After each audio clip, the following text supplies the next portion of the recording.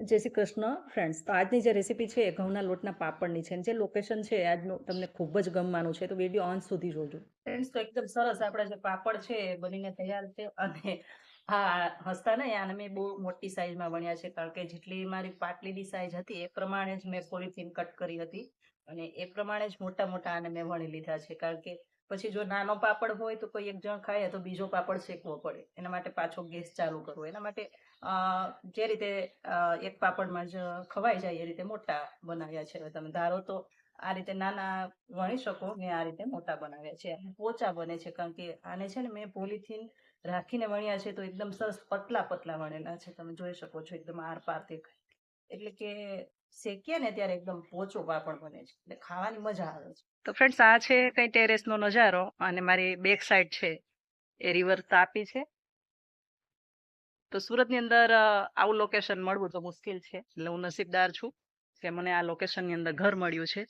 તો near back side Tapi છે અને એકદમ સુકૂન અને શાંત વાતાવરણ હોય છે અહીંયા. સવારે મોર્નિંગમાં આપણે ઉઠ્યા પહેલા ખૂબ સારા એવા પક્ષી અહીંયા આવે છે ને એકદમ કિલોલ હોય છે. હું વિડીયોમાં શૂટ નથી કરી શકતી કારણ કે ખૂબ જ અવાજ આવે છે, બધી બાજુથી પક્ષીઓ બોલતા હોય છે. તમારી જો ડિમાન્ડ હશે તો એ વિડીયો શૂટ કરીને આમાં શેર કરીશ. ઝૂમ કરીને બતાવું. આ છે તાપીનો પાળો, એટલે પથ્થરથી આ રીતે બાંધેલો છે, જેથી કરીને સુરતમાં ઘણી વખત પાણી આવ્યું પણ મારા ઘર સુધી પાણી પહોંચ્યું નથી. અને જોઈ શકો છો એકદમ આ જે મારું ઘર છે, બેક સાઈડ આ ગાર્ડન ને સીધી જ નિયર તાપી, એટલે કોઈ સુકૂન ભરી લાઈફ છે.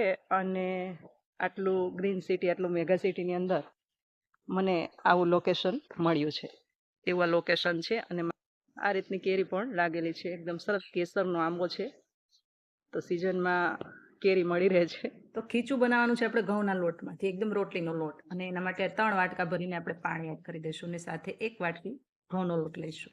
રોટલી જે બનાવીએ લોટ 1 કપ છે એનાથી દોઢું પાણી લીધું છે. એક કડાઈની અંદર મેં પાણીને એડ કર્યું છે અને હવે બોઇલ થઈ રહ્યું છે. ત્યાર પછી આની અંદર આપણે એડ કરવાનું છે મીઠું, જીરું આખું અને પાપડ ખાંડ.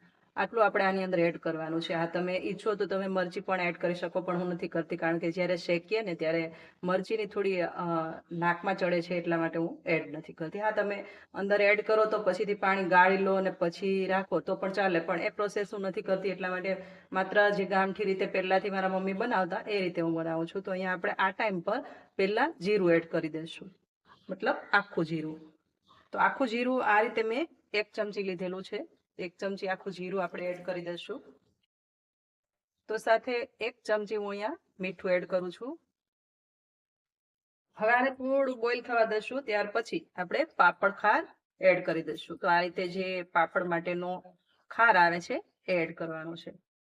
ત્યારે હું અહીંયા 1 ચમચી ભરીને પાપડ ખાર એડ કરું છું. પાપડ ખાર એડ થશે એટલે પાણી એકદમ સરસ ઉભરો આવશે. હવે આને થોડી વાર આપણે ઉકાળવાનું છે. તો આ પાણીને આપણે જ્યારે પેનની અંદર લીધું ત્યાર પછી આને કેટલું બોઇલ કરવાનું છે, ત્યારે મીડિયમ કે હાઈ ફ્લેમની વચ્ચે આ પાણી ઉકળી રહ્યું છે અને માત્ર 5 મિનિટ માટે આપણે પાણીને ઉકાળવાનું છે. અને ત્યાર પછી આપણો જે વાટકીથી આપણે પાણીનું માપ લીધું એ જ વાટકી ભરીને લોટ છે, તો એ લોટ પણ આની અંદર જ આપણે એડ કરવાનો છે. અને આને અત્યારે મેં હાઈ ફ્લેમ પર રાખ્યું છે, હાઈ ફ્લેમ પર ઉકળી રહ્યું છે. જેમ હોળી નજીક આવે ને એમ આપણે ઘણી બધી જાતના પાપડ બનાવતા હોઈએ છીએ.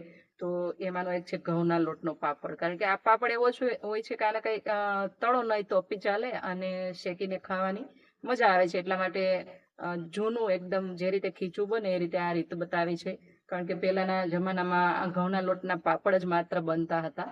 પછીથી આપણે ઘણી બધી વેરાયટીમાં પાપડ બનાવીએ છીએ. તો આ રીતે આજે તમને જે રીત બતાવી છે ને એકદમ મારા મમ્મીની જૂની રીત છે, એ રીતે મેં બતાવ્યું છે. આમાં મેં મરચી પણ એડ નથી કરી કે દાણા પણ એડ નથી કરી. હા, પણ તમે કરી શકો, તલ પણ એડ કરી શકો કાળા, અને સાથે સફેદ તલ પણ એડ કરે, મતલબ મલ્ટી તમને જે ગમે એ મસાલા અંદર એડ કરી શકો.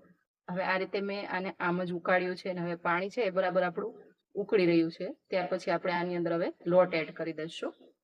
તો આ ટાઈમ પર કોઈ જરૂરી નથી કે પાણીને વધારે પડતું બાળવાનું, એટલા માટે હવે આ જે ઘઉંનો લોટ છે, આપણે જે લોટથી રોટલી બનાવીએ એ લોટ મેં લીધેલો છે, આની અંદર આપણે એડ કરી દઈશું. અને આ ટાઈમે છે ને આ ફ્લેમ છે આપણે ધીમી કરી દઈશું. અને હવે આ લોટ છે એ આની અંદર એડ કરી દઈશું. અને સાથે જ એક બેલણ રાખીશું. બેલણથી એકદમ સરસ આપણે ચલાવતા જઈશું, એટલે કે આ રીતે મિક્સ કરતા જઈશું. તો ફ્રેન્ડ્સ, જ્યારે હું નાની હતી ને ત્યારે મારા મમ્મી આ રીતે જ્યારે આ સ્ટેપ આવે ને ત્યારે મારી હેલ્પ લેતા, મતલબ ઉપરથી એક જણ લોટ એડ કરે અને એક જણ આ રીતે બેલણથી મિક્સ કરે. તો આની અંદર ગાંઠા નથી પડતા જો 2 જણ હોય તો, અને 1 જણ હોય તો આ રીતે ફટાફટ આને મિક્સ કરવાનું રહે છે. હવે આ મિક્સ થઈ ગયું છે બરાબર. હવે આને આપણે નીચે ઉતારી લઈશું, એક બીજા વાસણની અંદર ટ્રાન્સફર કરી લઈશું. તેલ જોશે તો તેલ પણ સાથે રાખીશું. તેલવાળો હાથ કરી અને આ રીતે ખીચા પર થોડું તેલ ડ્રોપ્સ કરી અને પછી આને મસળવાનું છે. તો ગ્લાસ વડે કે કોઈ લોટા વડે આ રીતે તમે મસળી લેશો તો એકદમ સરસ નરમ થઈ જશે. આમ પણ આ ખીચું નરમ જ છે, કારણ કે જેટલું ખીચું નરમ હશે એટલો પાપડ પોચો બનશે.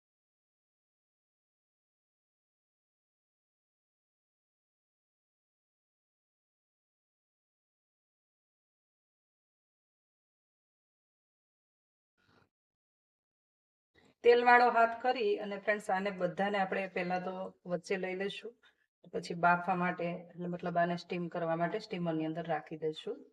હજુ થોડું ગરમ છે અને હજી આપણે નોર્મલ થવા દઈ, ત્યાર પછી આને આપણે બાફીશું. અને એકદમ જો આમ ઇલાસ્ટિક વાળું આ ખીચું બન્યું છે. મતલબ ના પણ બાફો, સ્ટીમ ના પણ આપો ને તો પણ સરસ પાપડ બને છે, જોઈ શકો છો આ રીતે. તો આ થોડું નોર્મલ થાય ત્યાર પછી આને આપણે બાફવા માટે રાખીશું. હવે અહીંયા મેં એક તપેલું મૂક્યું છે, એમાં પાણી મૂકી ઉપરથી સ્ટેન્ડ લગાવી અને ચાણી મૂકેલી છે. ચાણીની અંદર આપણે ખીચું છે આ રીતે રાખી લઈશું સ્ટીમ કરવા માટે. તો આ રીતે જે આ વાસણ છે એ જ આપણે આની અંદર ઢાંકી દઈશું, જેથી કરીને વાસણ પણ ખૂબ ઓછા બગડે. તો હવે આને આપણે આ રીતે ઢાંકી દઈશું. મતલબ આને કવર કરી લઈશું કે એની જે સ્ટીમ છે એ બહાર ના નીકળે. અને 15 મિનિટ પછી આને આપણે ખોલી લઈશું. તો એકદમ સરસ તમે જોઈ શકો છો આપણું જે ખીચું છે એનો કલર પણ ચેન્જ થઈ ગયો છે અને એકદમ મસ્ત એવું આ બફાઈ ગયું છે. તો આ ખીચું આ બીજા વાસણની અંદર આપણે ટ્રાન્સફર કરી લઈશું અને પછીથી આપણે આને થોડું ઓઇલ વડે, મતલબ થોડું ઠંડુ થાય પછી ઓઇલ વડે આપણે હાથથી થાય તો હાથથી, અથવા તો કોઈ ચમચી વડે, અથવા તો આ રીતે તમે લોટો પણ લઈ શકો. એનાથી પાછું જે રીતે આપણે પહેલાં મસળ્યું હતું એ જ રીતે આને મસળી લઈશું. અને બીજી બાજુ આપણે પર આ રીતે કપડું પાથરી દઈશું. તો આ રીતે લોટા વડે થોડું મસળી લીધું છે અને ત્યાર પછી એક પોલિથીન લીધેલી છે, એને મારા પાટલીના શેપમાં મેં કટ કર્યું છે.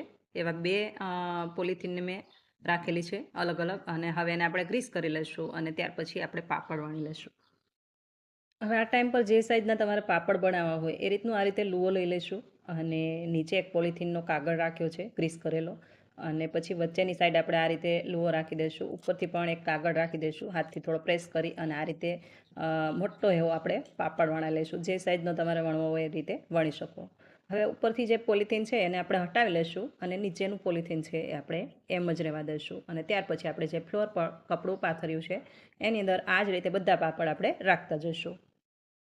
હવે જો તમારી પાસે મશીન હોય પાપડનું તો ફટાફટ પાપડ બની જાય છે. એકદમ પ્રેસ કરો તો તરત જ તૈયાર થઈ જાય છે. મારી પાસે મશીન નથી, હું આ રીતે ઓલ્ડ રીતે બનાવું છું.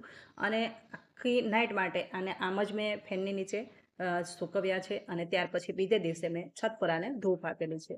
તો ચાલો આપણે છત પર જઈએ અને જોઈ લઈએ કે આપણા પાપડ તૈયાર છે કે નહીં. બીજી બાજુ પાડોશી પણ સાબુદાણા અને બટેટાની વેફર બનાવે છે, સાથે ટામેટાની પણ વેફર બનાવે છે. હવે લગભગ પતી ગયું. ચલો, તો એ એમનું કામ કરે છે અને આપણે આપણા પાપડ જોઈ લઈએ કે એકદમ સરસ. મેં સવારમાં મોર્નિંગમાં ધૂપની અંદર રાખેલા હતા તો 3 કલાક થઈ છે અને કેવા બન્યા છે પાપડ ચેક કરી લઈએ. તો એકદમ સરસ એવા પાપડ બનીને તૈયાર છે. બધા જ પાપડને આપણે આ રીતે નીચે લઈ જઈશું અને પછી શેકીને જોઈ જઈશું કે કેવો બન્યો છે પાપડ.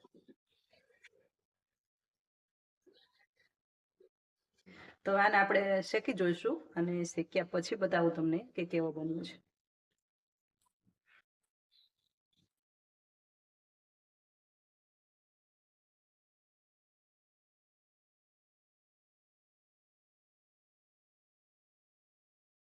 તો આ રીતે આને અલટ પલટ કરી અને આપણે શેકી લીધો છે.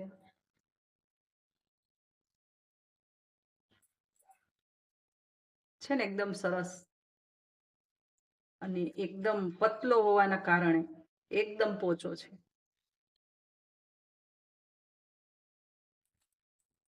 તો ફ્રેન્ડ્સ, તમને પણ જો આ રેસીપી ગમી હોય તો વધુમાં વધુ શેર કરજો. ચેનલ પર નવા હોય તો સબસ્ક્રાઈબ કરી લેજો. આવી જ રીતે ફરી પાછા આપણે મળતા રહીશું અવનવી રેસીપી સાથે. ત્યાં સુધી આવજો. Thank you for watching.